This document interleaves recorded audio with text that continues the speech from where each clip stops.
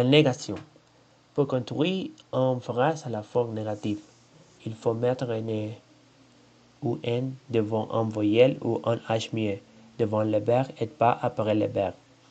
Et thème simple et thème composé. Construction. Ne, nu, plus verbe, plus pas. Exemple. Elle ne parle pas espagnol. Elle n'aime pas les mains. Ne, nu, plus auxiliaire. Ils ne sont pas allés à l'école hier. Par plus participe passe. Ils n'ont pas fait cet exercice. Pas. La deuxième partie de la négation peut être remplacée par d'autres mots. Et négation. Aucun. Exemple. Elle n'a aucun CD de ce groupe. Il ne fait aucune réclamation. Jamais. Il ne sort jamais. Je n'ai jamais lu ce livre. Ni. Je mange des biscuits et des tartelets. Et toi? Je ne mange ni biscuits ni tartelets. Et je n'aime ni la biscuit ni le tartelet. Personne. Elle ne téléphone à personne. Elle ne rencontrait personne. Plus. Elle ne va plus dans cette école. Elle n'a plus parlé depuis ce jour-là. Et rien. Je ne veux rien. Ils n'ont rien acheté. Et si la négation porte sur un infinitif, l'exemple n'est pas précède l'infinitif. Je vous recommande de ne pas déranger les voisins. Article défini et l'article partitif D. Elle a une voiture? Non, elle n'a pas de voiture. Tu bois du thé? Non, je ne bois pas de thé. Dans les phrases qui n'expriment pas une négation mais en restriction, on utilise que au lieu de pas. Cette structure correspond à seulement.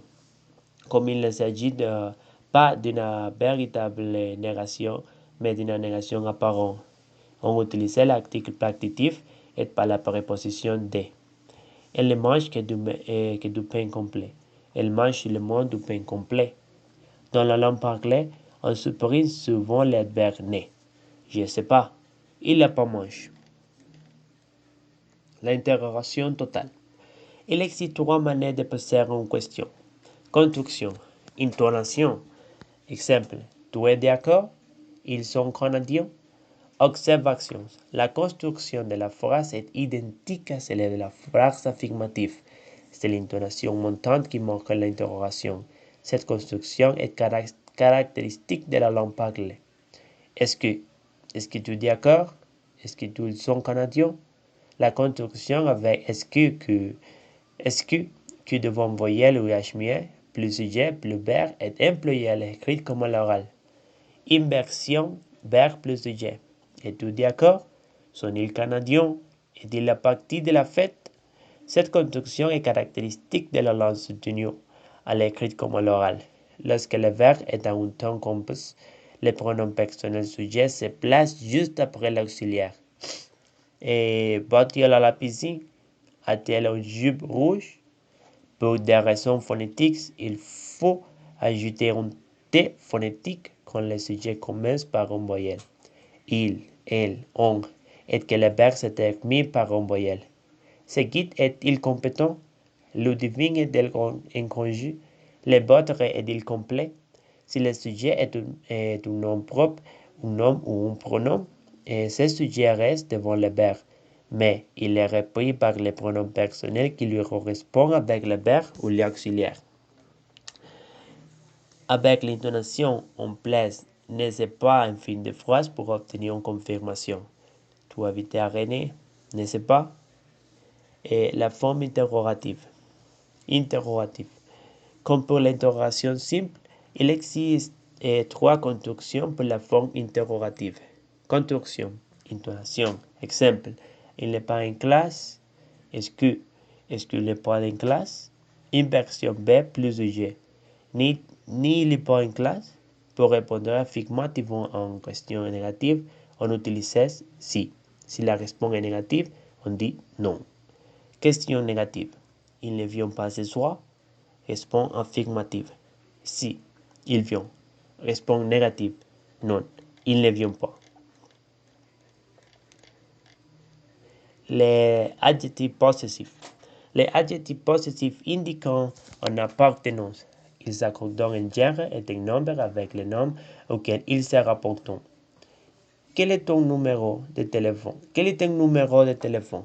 Son adresse est rue de Tia. Leurs enfants sont en colonie de vacances. Où sont mes barquets?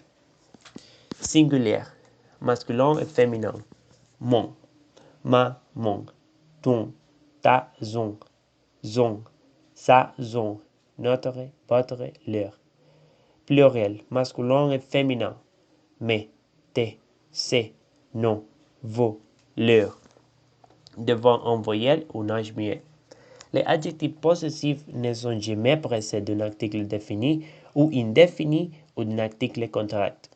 Mon sac était rouge. De ses amis, c'est le plus sympa.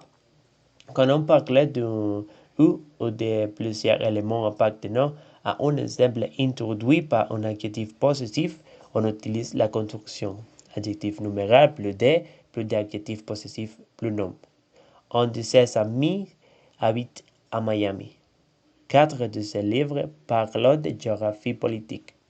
Les adjectifs possessifs et l'adjectif démonstratif ne peuvent pas s'ouvrir et pas se subir. Il faut donc choisir le plus significatif des deux. Sa réaction est sous-prénom. Sa réaction est sous-prénom. La conjonction verbe être plus a, plus pronom tonique ou nom exprime aussi la possession. Cette raquette est à lui. Maxime. C'est à lui. C'est à Maxime. C'est sa raquette. Les adjectifs démonstratifs. On utilise les adjectifs démonstratifs pour indiquer de manière précise une personne ou une chose et pour la situer dans le temps et dans l'espace. Singulier, masculin et féminin. Masculin, c'est dictionnaire, c'est héros, c'est animal, c'est hôtel, cet hôtel. Féminin, c'est maison, c'est initiative. Pluriel, masculin et féminin. C'est carrière, c'est femme, c'est hôtel. C'est utilisé devant une consonne ou un j'espère. C'est utilisé devant une voyelle ou un muet. C'est ne lit jamais. On place les adverbes si et là précède d'un trait d'union derrière un nom pour indiquer la proximité ou l'éloignement. On peut insister sur l'adjectif démonstratif. Vous choisissez cette exclusion-ci ou cela. Passe-moi ce dictionnaire-là.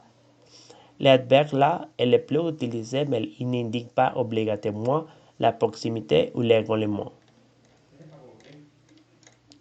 Les adjectifs interrogatifs. On utilise les adjectifs interrogatifs pour poser des questions sur l'identité ou la qualité de la personne ou de la chose qui l'accompagne. Et ils accordent un genre et un nombre avec le nom à quel ils se rapportent et ils précèdent toujours le nom. Singulier, masculin et féminin. Quel ton vélo, quelle ta couleur préférée. Pluriel, masculin et féminin, la même chose. Quel magasin tu achètes, quelle langue tu parles. Les adjectifs interrogatifs sont souvent suivis du verbe être.